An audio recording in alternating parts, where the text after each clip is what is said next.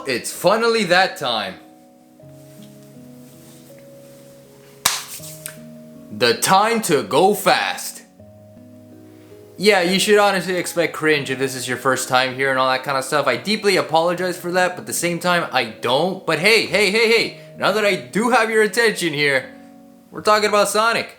The Sonic Rush Trilogy, man. Oh, what a set of games, let me tell you. Now, I know many of you have been waiting for a long time to hear me talk about the topic of today, that of course being the Sonic Rush games, the DS handheld Sonic adventures that lots of people in the Sonic community really seem to enjoy today. And while I did say I was going to cover these games as a 4K thub special here on YouTube, which thank you guys so much for this milestone, I honestly already had my eye on these games for a while. You see, I was always intrigued by why these games were always considered to be fan favorites of the Sonic community, and seeing that we haven't spoken about Sonic in his previous glory days since Advance 3, you know, why not drop the anvil here and see what the DS experiences have to ultimately offer. That, or some of you are finally waiting to see what I really have to say about Sonic Rush, which you'll have to wait and see for that one. I'm not gonna spoil it now, come on, be better. Also, before we begin, I just want to throw a major shout out to the thumbnail artist for this video here, Daireem. You can find all of her stuff in the links down below. Please, like, support her, all her stuff, things like that. And Daireem, if you're watching, thank you from the bottom of my heart. Here's to future projects in the works together.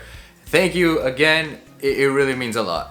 But of course, the show must go on here because we're not just covering one, not two, but three whole Sonic games for you guys today. And whoo, man, just thinking about it alone, this is gonna be one grand old adventure I will never recover. Sonic, man, buddy, old pal of mine, never thought you would have such a grand old time on the Nintendo DS back in the day. So the early 2000s, if I remember correctly, was starting to be the foundation of modern Sonic games, with the Sonic Adventure games being ported over to the Nintendo GameCube back in 2001 and in 2003, Sonic Heroes running along not long after in the same time frame, and then in between you had the Sonic Advance Trilogy, where if you all remembered my thoughts on those games, I actually consider them to be a fun set of adventures, even if what I had to say about Sonic Advance 3 still holds true nearly 18 years later. You know, I just really don't like this game. I have to be the one with this hot take, you know? And then came around 2005 as the era of the Nintendo DS came rushing through, as this was the time the dual screen behemoth came into the limelight not long after its unveiling at E3 back in 2004. And god, just looking at a younger Reggie holding that DS prototype really speaks to the volumes of aesthetics this era of gaming was like back then, huh? Like, what even is that thing? Keep in mind, I was only 5 years old at the time and I was too busy playing Mario and Luigi Partners in Time. That being said, Sonic Rush came in full swing as part of the early DS roster, releasing in November 15th of 2005,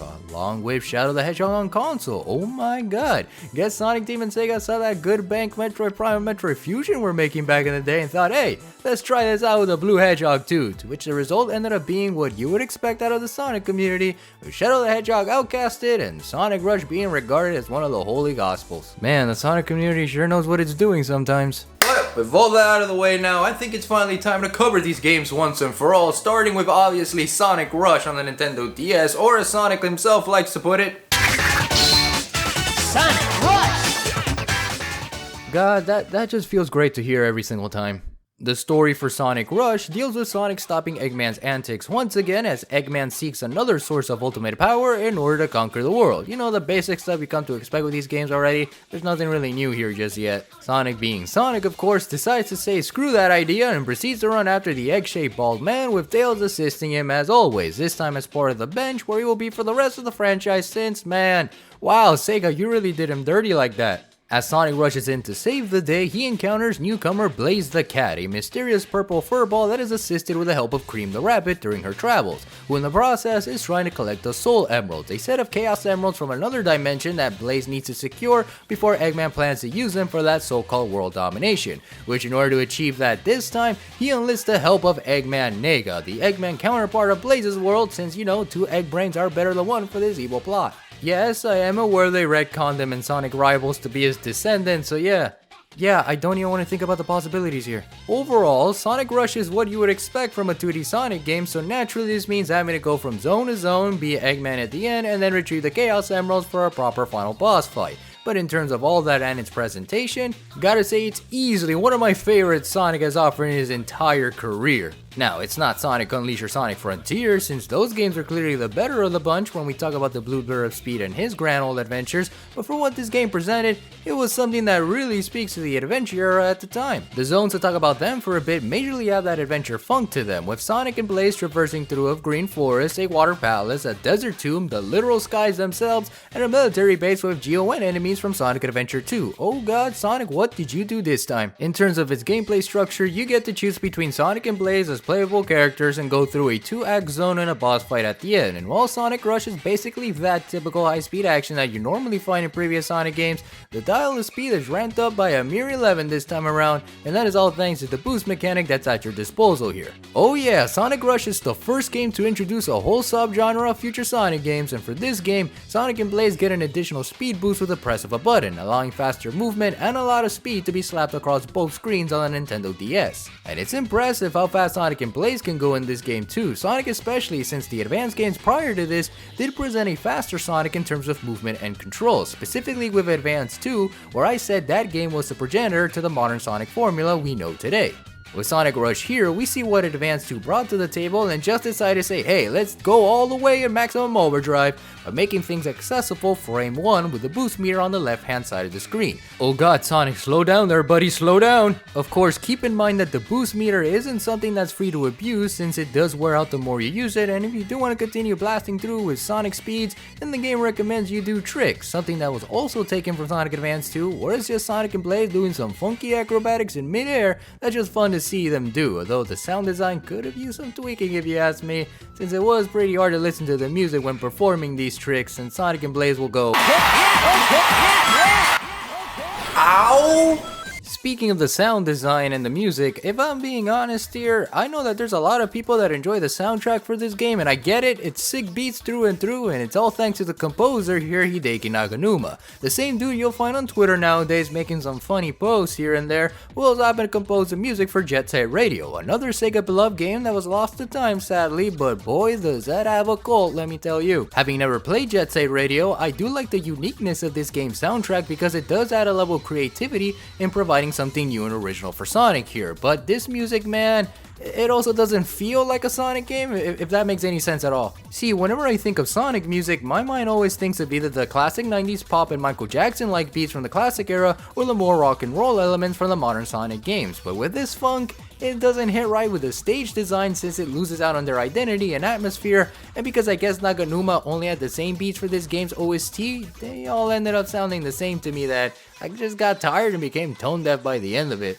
It's just way too much Jet Set Radio and less Sonic that by the end of Sonic's campaign, I honestly just wanted to play Jet Set Radio instead of continuing further, and hey, if this is a sign telling me to go try the game out, I guess it is about time since I had heard good things about this game as a whole, but that'll be someday since we're clearly not done talking about this blue hedgy the wedgie here, are we? But make no mistake that there were some tracks out there that stood out to me during the course of my run with Sonic Rush, and that was mainly because those are the ones I actually bothered to listen to after recording sessions since I enjoyed their funky beats the most. What you need, because it's the main theme when you boot up the game and fits for a final stage theme, back to back because I like the water palace stages, Jet Jet Rocket because the name sounds funny to me, and Wrapped in Black because it's a good final boss theme. I mean, look at the final boss and then listen to the music, come on, it complements each other. Everything else, however, major miss for me, and it's not because the soundtrack is bad or anything. In fact, I highly recommend you listen to the tracks when you can, but for a Sonic game here, it doesn't really fit in my opinion, and if it were to fit in one, I think it would be in a Sonic Riders game since I find it fits better with that game's aesthetics than here. Now, to touch back on the boost mechanic for this game, this part alone is one of my favorite things about Sonic Rush mechanically since it adds incentive and flavor to run through the stage as fast as possible. And with the dual screens that the Nintendo DS has, this also means a more level design at your disposal both vertically and horizontally. Like, you're gonna find Sonic and Blaze going up and down through both screens in every single stage, giving Sonic Rush a level of grandness in its design that the Advanced Trilogy, in my opinion, didn't manage to pull off well due to the hardware limitations of the GBA. Gotta say, at least to respect that era, they added the sprite work to the end credits of both campaigns, so that's pretty neat to see. Love that attention to detail there, and now I really want that Sonic Advance mania so badly. Come on, Sega, I know you want to do this so badly. Like, you have no idea how much I'm asking for this. And for Blaze's debut here, besides her role of importance in story, her gameplay is just as fun as Sonic's, dare I say the better one for this game. She does about the same as Sonic, having a standard jump and spin dash, and while she has no homing attack, she has this hover ability that helped for some of the more platforming elements in this game. Of course, it's not a 100% reliability given the way the stages in Sonic Rush are sometimes structured, which god, Dims, like, you really love those death pits and stop and go elements now, do you? Jeez, it feels like a chore, and they're mostly smacked towards the later half of the stages. Like, what the hell, you guys? I'm just breezing through the stage as you would in a regular Sonic game, and then all of a sudden, there's platforming that needs to be taken care of. Now, it's not constant like in Sonic Advance 3, thankfully, but the idea that these elements are here just makes things not so much fun when you want to run through the stage as fast as possible and just enjoy the level design for what it is. Again, with Blaze, this is remedied with a hover ability at times, but with Sonic, you're kinda fighting an uphill battle with the controls and platforming, since I felt that sometimes Sonic's movement was a bit stiff in these elements. He's fast for sure, but in these slower parts, never like how short the jumping animation feels at times. And don't even get me started with the death pits here, you guys. Like, my god, it's like a leap of faith every time, where most of it will be siding with those death pits. So it just feels wrong here, man. I don't like it one bit. Despite all of that though, I still find myself having a pretty good time in these stages when I'm running through and replaying them for the fun of them. And what's even better about them is the way they handle the special stages for this game,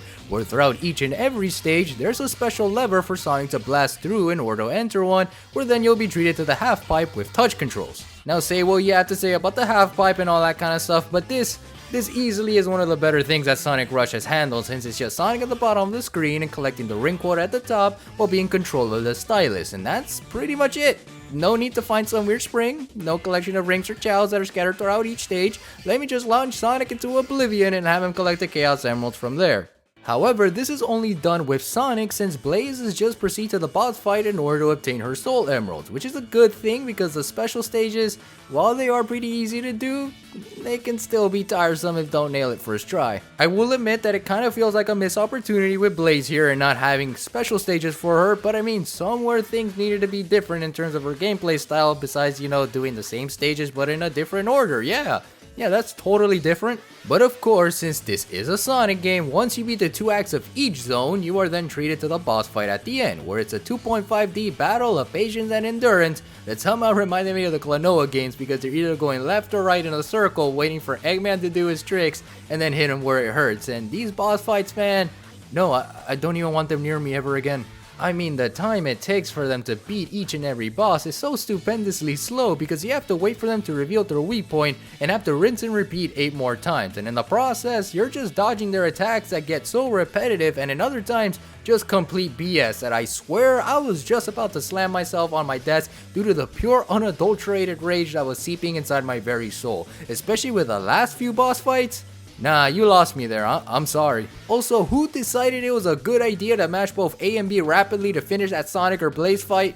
Like, I'm sorry? Why? Besides all of that though, Sonic Rush is still a fun time to go through and play for a good few hours, even with how it did things right visually and mechanically. But I wouldn't say it's a good game despite being a fun experience. It's still one of the more flawed Sonic experiences out there, partly due to its level design and boss fights, that it kinda bothers me a little bit why this game is heavily praised by Sonic fans today, especially when there's far better entries to the series prior and now in terms of handling what adventures Sonic has had and now going for him. Again, I mean, we just had Sonic Frontiers not too long ago. Sonic Rush to me feels like a game that was just dealing with visuals more so than it was dealing with proper gameplay. I mean, it has a lot going on and being thrown at your face from an aesthetic point of view, which is neat and all, but not much in the gameplay department that I can find feels rather rewarding enough. Which I guess Dims took that to heart, because after the release of this game, Sonic Rush Adventure came into store shelves 2 years later. Or as I like to call it, the closest thing to Sonic Adventure 3. Yeah, I went there, so what? Getting straight to Rush Adventure's story here, we find that Sonic and Tails suspect something is up as usual, resulting in them getting caught in a massive storm and getting shipwrecked off on an island, where they're woken up by a lively raccoon named Marine that then catches the opportunity to go on an adventure while Sonic and Tails figure out where they are, which doesn't take long to figure out, by the way, once Blaze the cat arrives at the scene and explains that they're now in her dimension and needs help locating a treasure called the Jeweled Scepter before it is used under the hands of Captain Whisker, a robot pirate that was invented by both Eggman and Eggman Nega to seek out said power, the Jeweled Scepter, for, you know, selfish reasons. I mean, when has Eggman never been in a Sonic game at this point doing evil schemes? Exactly.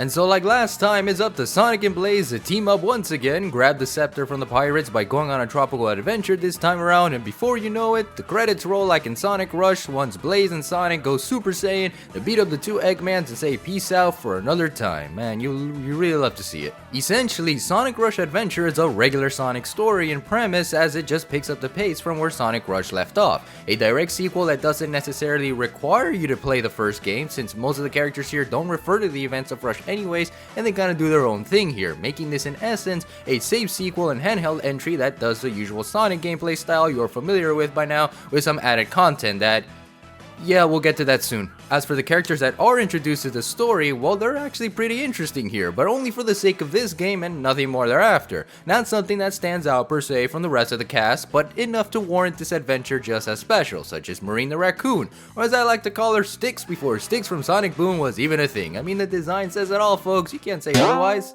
Even their personality traits just about match, because Marine's whole character arc is that she is chaotic and straight up goofy in both a comedic and annoying sense, that I find her character both endearing because she loves adventure and wants to see what other islands are out there besides her own, and absolutely obnoxious because she decides to do things her own way and it results in just screwing things over, which just means Sonic or Blaze having to go get her or just gaslight people for no reason other than because I'm the captain and I get to do what I want, to which Sonic and Blaze also have to put up with throughout the story as if they're her parents. Meanwhile, Tails is just the chill uncle who's along for the ride, building her a new toy just so she could shut up. What I can say that I do find the most enjoyment out of Marine's character are the relationships she builds with Sonic, Tails, and Blaze, especially in the end, which adds merit to those moments where she just wants to have an adventure and see what's out there, and because of that, she ended up reminding me of Luffy from One Piece, funny enough, which just makes me appreciate her more in the end. Love how much she gives Captain Whisker crap every time they meet too, you really love to see those moments. And as for the main baddie you encounter in the story before the Eggheads arrive, Captain Whisker, to no surprise at all, is just a standard robot pirate that imparts just as goofy sometimes with how he interacts with Sonic and the gang throughout the adventure,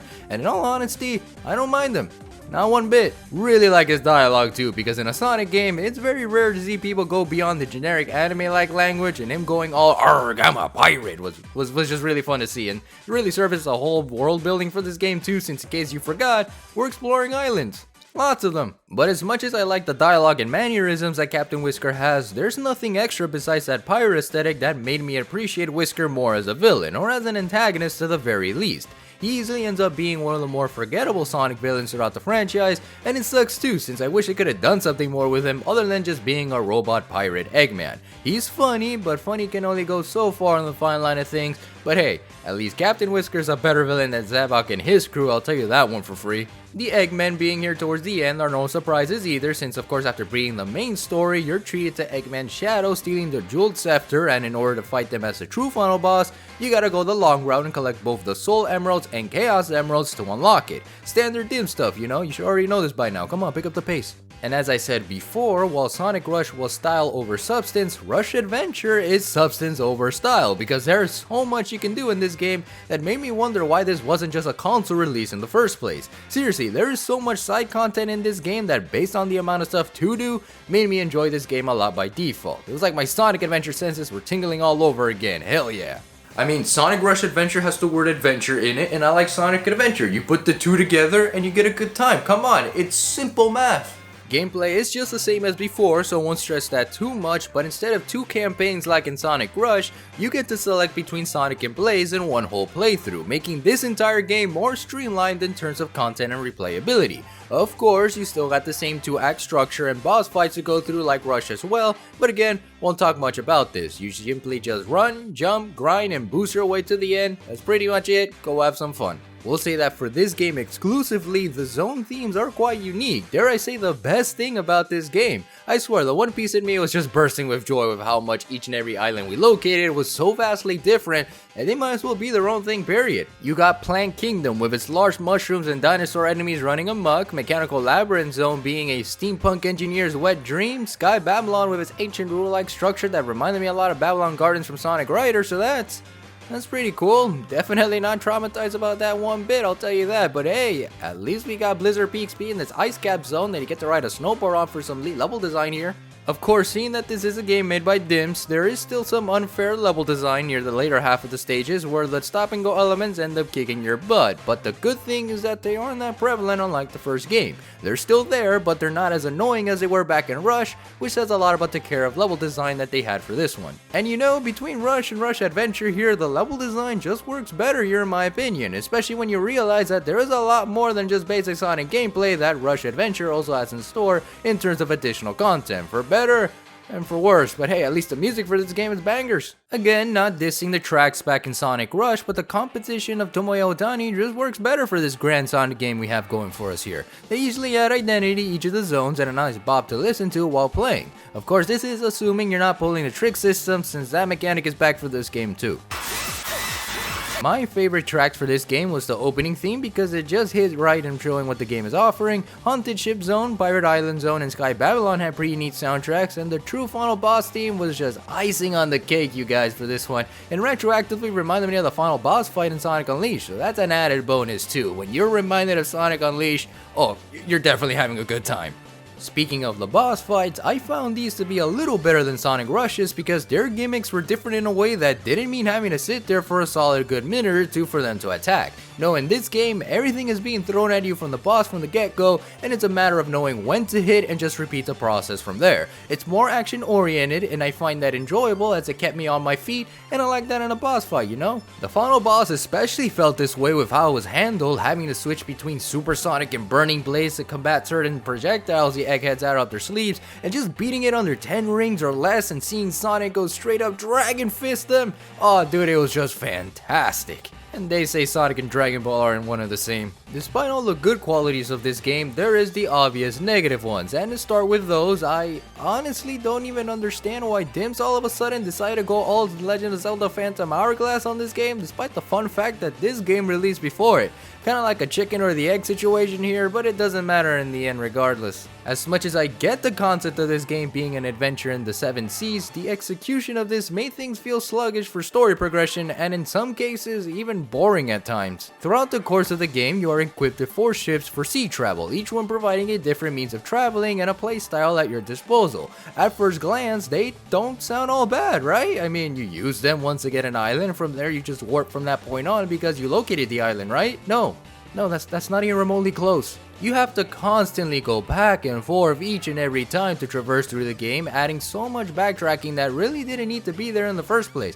While I can understand the game's nature and making sure that this is one big adventure, its execution also didn't pan well here, which does lose some value in what Rush Adventure is offering. And if you die while traveling to the location you marked, or where you marked doesn't have an island in the end to drop anchor on, then you're gonna have to go back to the village and start again, baby, wasting time in the process instead of just continuing where you left off in terms of where you last embarked. Again, it's just padding for the sake of padding, and that's just really dumb. Because of this meant having to push off island exploration until nearly the very end of the game, where Tails allows you to craft the hovercraft, and since the gameplay style is that of the Wave Cyclone, I ended up using this ship as my default as it was easier to deal with all that extra stuff, especially when you're finding the special stage locations, which is just a whole other thing entirely. Unlike the half pipe from Sonic Rush, Rush Adventure has the special stages as a race to the finish line, with Sonic going up against his robot pirate by the name of Johnny, Whisker's right hand man who never shows up until the near half of the game for a simple boss fight, and by reaching the end do you get the Chaos Emerald. Sounds pretty easy, am I right? No, it's not.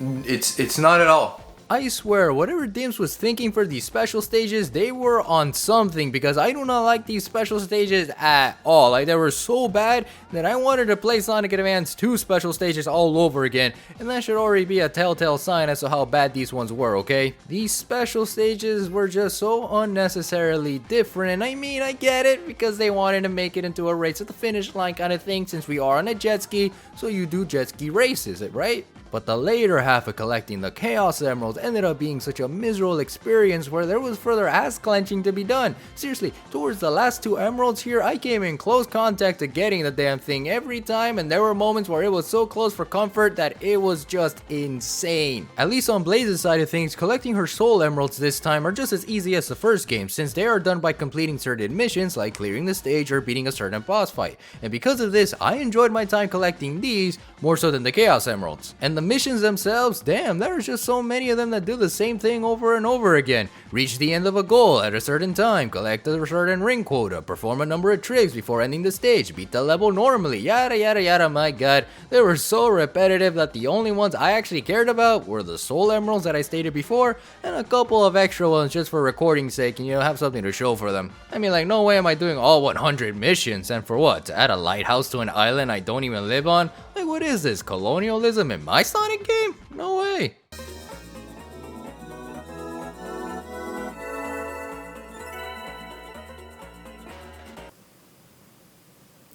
Well, I sure spoke too soon.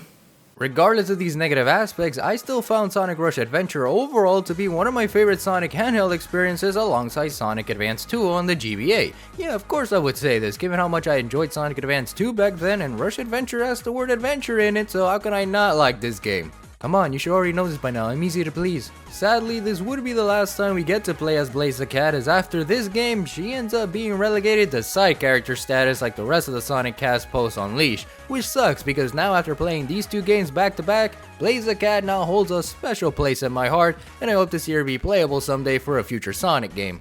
Maybe in a Sonic Frontiers-like game where she has to collect the Soul Emeralds and learn more about their origins, as well as go burning Blaze on some Titans too for some cool-ass boss fights? Who can say for sure, but damn it if Sega doesn't consider this for a proper Sonic Rush 3 down the line. Oh, and speaking of Rush 3, you like colors? The show's not over yet, since in case you forgot, we have a whole trilogy to cover today, so that naturally means that we have one more game to deal with, and that is none other than Sonic Colors on the Nintendo DS, releasing alongside its Wii counterpart back in 2010, the version that me and many others experienced growing up. And we also never speak of Sonic Colors Ultimate ever again. And while it's not called Sonic Rush 3 explicitly, it's practically the closest thing to being a so-called Sonic Rush 3, given its gameplay structure is just about the same as the previous two Rush games. Now, it's not exactly the same since this is the DS version of Sonic Colors, so that means there are a few things for the console version that are implemented in the level design for this handheld experience.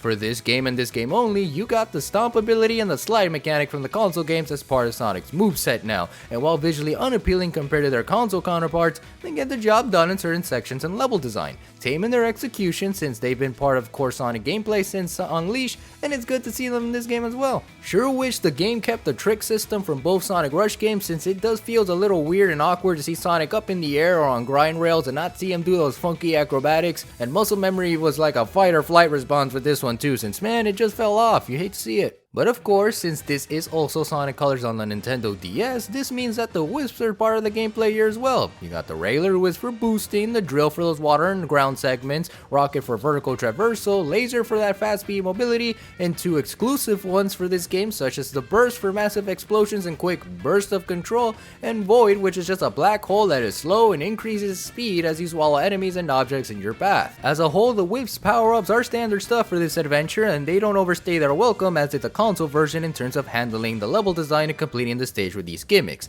They are here for you to have a new experience of the Sonic platforming you already know, and you kind of move on from there. Level design is also dim stuff that you should know as well after covering two games, and this third one is no different from that approach. I will admit that it was fun seeing a different style to the console version in terms of stage gimmicks and dynamics, that it made this handheld experience quite solid and unique, especially when you consider that this game does take a little bit more in liberty in terms of story presentation.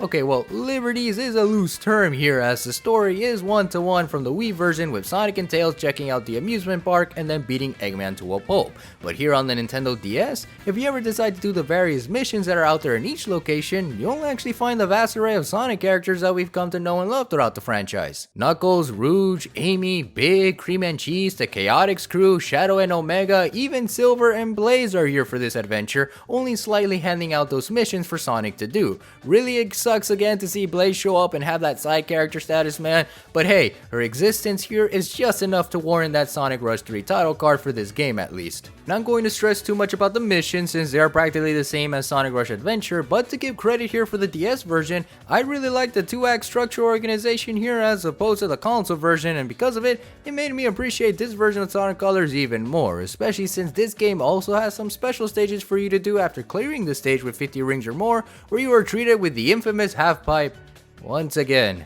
Of course it would be the half pipe again. What am I even saying? Now the half pipe for this game is the same as Sonic Rush with touch controls, only this time you have 3 laps and you have to collect a certain amount of red, blue, and yellow orbs before reaching the checkpoint, making this the easier one of the trilogy because there's not much being thrown at you and it's just a matter of how well you use the stylus. And since there are the Chaos Emeralds in this game, this also means that there is another true boss fight to deal with, which is the Mother Wisp in her corrupted state. Yeah, in this version also, there seems to be the mother of all wisps who was corrupted by the negative energy that Eggman was creating. In an effort to remove that state from her, Sonic decides to go Super Sonic in the most boring way possible, and then proceeds to get the job done from there in also the most boring way possible. It's not bad, don't get me wrong, it's just that it's a harmless boss fight that doesn't get me in the feels like the previous two did. But you know, harmless isn't really that bad at the end of the day. When you think about it, that's honestly the best way to describe Sonic Colors DS, since besides all the additional stuff the DS provided, there's not much I can really say as a whole in regards to this experience. It's just another version of the console game with added stuff for it to stand out, and if you were a fan of the Rush games, then this one handles those elements and makes them just as fun. Not as fun as those two games for sure, since I do see Sonic Colors to be the bottom in terms of ranking these games, but this game is just as fun to warrant its status as a good handheld Sonic adventure regardless. Of course, screw the red rings, you guys, because I mean, nobody likes the red rings. Why do they even exist? But that's it. That's the entire Sonic Rush Trilogy, everyone. You're very welcome, and wow, to think that I've covered all of these games in one video sounds very easy. I gotta be honest, it really wasn't. Like, this was a lot of work to do. You have no idea the amount of sleep I've lost during the time I've been working on this. Oh man, though, but that really was a lot of Sonic to take in, so I think I'm just gonna put a pin on the blue blur for quite a while, and maybe for the next review I'll probably think of like Kirby or Pokemon or Mega Man or whatever it is that I might have plans on cooking for that future review. Well, we'll have to wait and see, you know, but yeah, no, I really am tired. As always, thank you guys so much for watching. Thank you guys for supporting the content, especially if you are new. Love you all 220. As always, stay safe and sexy out there. Be awesome, do good, peace out, and take care. Also, this doesn't change the fact that Sonic Rush is still mid.